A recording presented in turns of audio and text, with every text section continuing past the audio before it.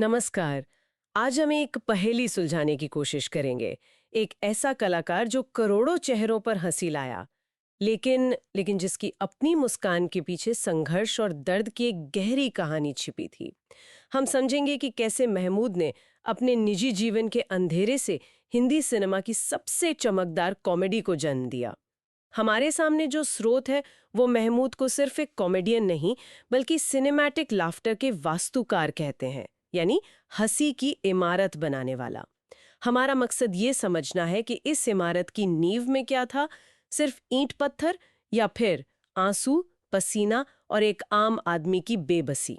और यहाँ ये समझना जरूरी है कि महमूद से पहले हिंदी सिनेमा में कॉमेडी का मकाम क्या था। ज्यादातर फिल्मों में कॉमेडी एक साइड ट्रैक की तरह होती थी, एक फिलर जो कहानी के गंभीर पलों के बीच बस थोड़ी राहत दे दे। महमूद ने आकर इस समीकरण को ही पलट दिया। उन्होंने कॉमेडी को फिल्म के केंद्र में ला खड़ा किया। उन्होंने साबित किया कि हंसी सिर्फ राहत नहीं बल्कि कहानी की आत्मा भी हो सकती है। तो चलिए इस वास्तुकार के सफर की पहली ईंट से शुरुआत करते हैं। कहानी की शुरुआत बड़ी विरोधाभासी है। उनके पिता मुमताज अली अपने दौर के एक जाने माने डांसर और एक्टर थे। हाँ, एक बहुत बड़ा नाम। लेकिन कहते हैं ना, चिराग तले अंधेरा। घर में आर्थिक हालत बेहद खराब थी। बिल्कुल। स्रोत बताते हैं कि परिवार इतना बड़ा था और आमदनी आमदनी उतनी थी नहीं, तो महमूद को बचपन में ही काम करने पर मजबूर होना पड़ा। उन्होंने पोल्ट्री बेची, टैक्सी चलाई और यहाँ तक कि निर्देशक पीएल संतोषी के ड्राइवर भी बने। अच्छा। जी। और दिलचस्प बात यह है कि इसी दौरान उनके मुलाकात मीना कुमारी से हुई, जिन्हें वो बैडमिंटन सिखाते थे।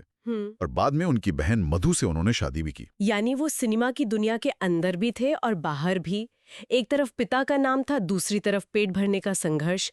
क्या क्या ये कहना सही होगा कि उनके लिए एक्टिंग मेथड एक्टिंग से ज्यादा मेमोरी एक्टिंग थी? वो उन किरदारों को जी रहे थे जिन्हें वो असल में देख चुके थे या खुद रह चुके थे। आपने बहुत गहरी बात कही। यही यही उनके किरदारों की प्रामाणिकता का राज था। जब वो पर्दे पर एक रेलवे कूली, एक बस कंडक्टर या एक नौकर का किरदार निभाते थे, तो वो सिर्फ कपड़े नहीं पहन रहे थे, वो अपनी यादें पहन रहे थे। वाह। वो जानते थे कि ये गरीब आदमी कैसे चलता है, उसकी आंखों में कैसी बेबसी होती है, उसकी हंसी में कैसा दर्द छुपा होता है। इसी वजह से उनकी कॉमेडी कभी बनावटी नहीं लगी। वो जमीन से जुड़ी हुई थी, क्योंकि वो खुद जमीन से उठे थे। लेकिन अगर उनकी प्रामाणिकता इतनी साफ थी, तो फिर इंडस्ट्री को उसे पहचानने में इतना वक्त क्यों लगा? शुरुआती दौर में तो उन्हें बहुत छोटे-छोटे गुमनाम से रोल ही मिले। देखिए, इसकी एक बड़ी वजह उस दौर का स्टार सिस्टम था। कॉमेडियन को हीरो या विलन के बराबर का दर्जा वो नहीं दिया जाता था। उन्हें अक्सर मुख्य कहानी से अलग रखा जाता था। महमूद इस ढांचे में फिट नहीं हो रहे थे। वो सिर्फ हंसा नहीं रहे थे, वो किरदार को एक गहराई दे रहे थे, जो जो कभी-कभी हीरो पर भी भारी पड़ जाती थी। इंडस्ट्री शायद इसके लिए तैयार नहीं थी। और फिर उनकी प्रतिभा पर वो नजर पड़ी जिसने हिंदी सिनेमा का इतिहास देखा भी था और बनाया भी था। लेख में दिलीप कुमार के साथ उनके रिश्ते पर बहुत जोर दिया गया है। उस दौर में जब इतने बड़े कलाकार किसी नए चेहरे की तारीफ करते थे, तो उसका क्या असर होता था? क्या वो सिर्फ एक तारीफ थी या इंडस्ट्री के लिए एक फरमान था? फरमान से कम नहीं था। दिलीप कुमार उस वक्त सिर्फ एक एक्टर नहीं, एक संस्था थे। बिल्कुल। उनकी पारखी नज़र की इंडस्ट्री में मिसाल दी जाती थी। जब उन्होंने महमूद के लिए कहा, ये लड़का एक दिन कॉमेडी का इतिहास लिखेगा, तो ये सिर्फ एक भविष्यवाणी नहीं थी, ये एक तरह की मोहर थी। उन्होंने इंडस्ट्री को सिग्नल दे दिया कि इस लड़के में कुछ खास है, इसे गंभीरता से लो। और महमूद ने इस सम्मान को हमेशा सहेज कर रखा। जीवन भर। और दिलचस्प बात यह है कि ये रिश्ता कितना गहरा था।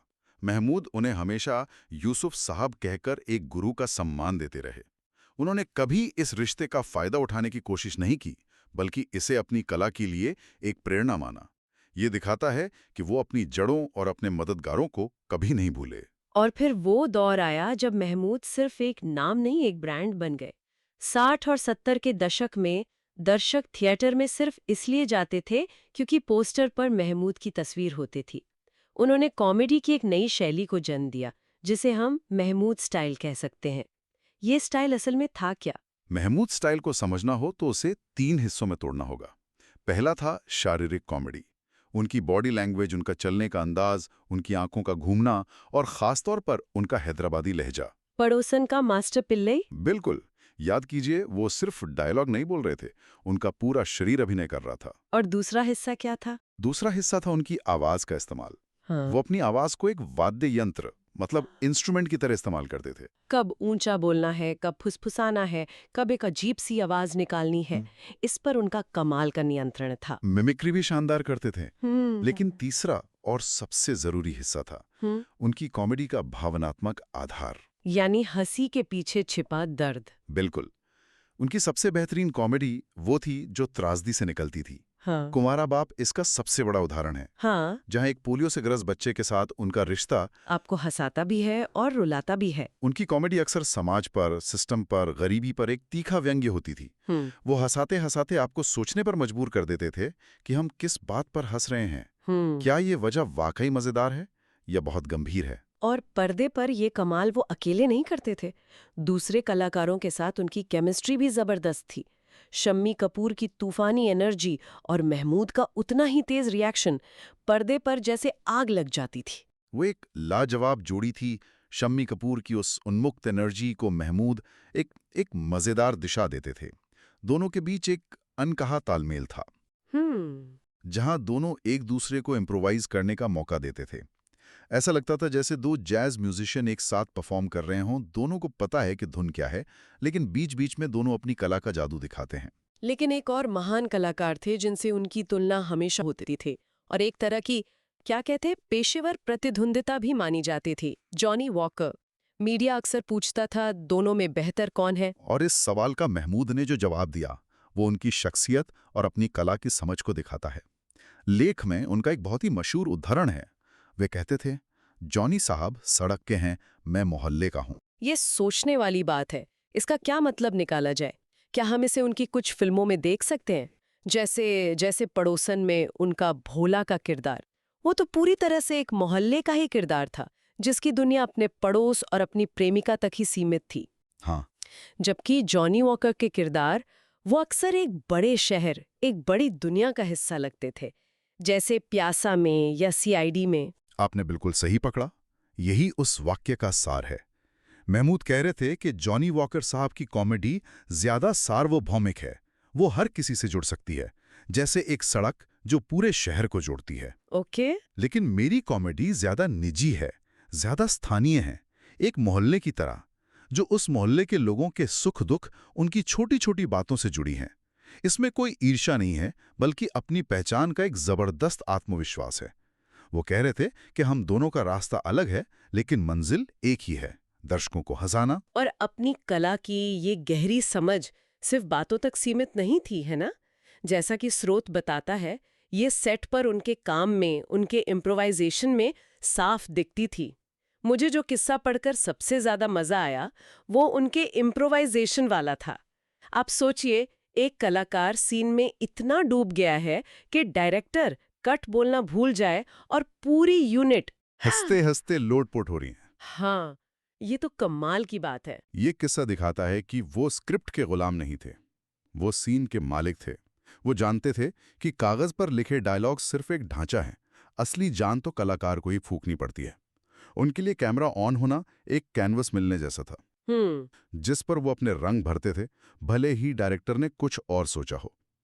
और ज्यादातर डायरेक्टर उन्हें यह आज़ादी देते थे, क्योंकि वो जानते थे कि महमूद जो भी करेंगे वो सीन को बेहतर ही बनाएगा। और जब आप सीन के मालिक होते हैं, तो आप अपनी कीमत भी तय करते हैं। उनकी फीस से जुड़ा किस्सा भी उनकी हैसियत को बयां करता है।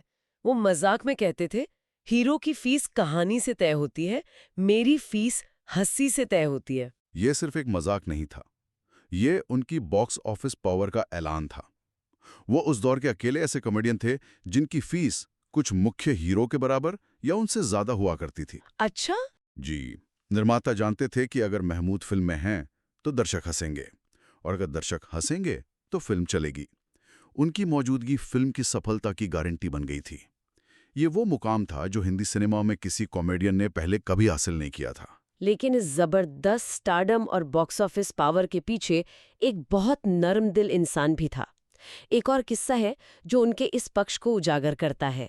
कहते हैं कि अगर सेट पर शूटिंग के दौरान कोई बच्चा रो देता तो वे शूट रोक देते थे और कहते थे जब तक बच्चा नहीं हंसेगा मेरा सीन अधूरा है। ये छोटी सी बात उनके किरदार के बारे में बहुत कुछ कहती है।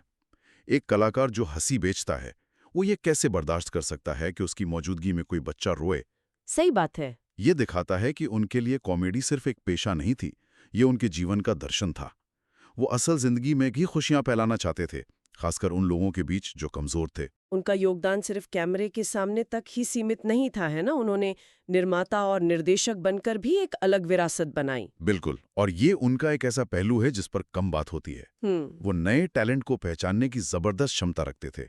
उन्होंने संगीतकार आर.डी. बर्मन को छोटे नवाब में पहला स्वतंत्र ब्रेक दिया। अमिताभ बच्चन जब संघर्ष कर रहे थे, तब महमूद ने उन्हें अपने घर में पनाह दी और बॉम्बे टू गोवा में मुख्य भूमिका दी। एक ऐसी फिल्म जिसने अमिताभ के करियर को एक नई दिशा दी। वो खुद कहते हैं कि महमूद भाईजान ने उन पर जो एहसान किया, वो उसे कभी नहीं भूल सकते। वो एक तरह से नए टैलेंट के लिए एक संस्था बन गए थे। पर्दे पर सबको हंसाने वाला, नए लोगों की मदद करने वाला ये शख्स पर्दे के पीछे कैसा था? स्रोत बताते हैं कि वो बहुत भावुक और कभी-कभी अंतर्मुखी भी थे। हाँ, उनमें एक दोहरापन था। कैमरे के सामने वो जितने बहिर्मुखी और ऊर्जा से भरे दिखते थे, असल जिंदगी में उतनी ही शांत और संवेदनशील हो सकते थे।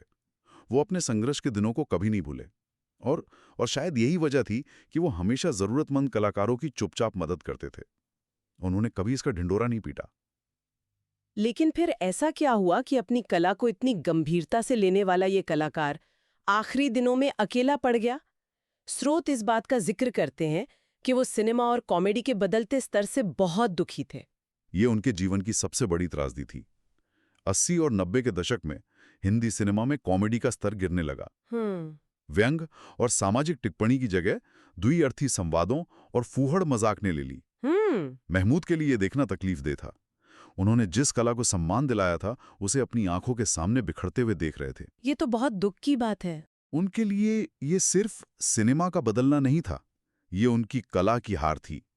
वो इस नई दुनिया में खुद को एक बाहरी व्यक्ति की तरह महसूस करने लगे थे और यही अकेलापन उन्हें धीरे धीरे खामोश कर गया।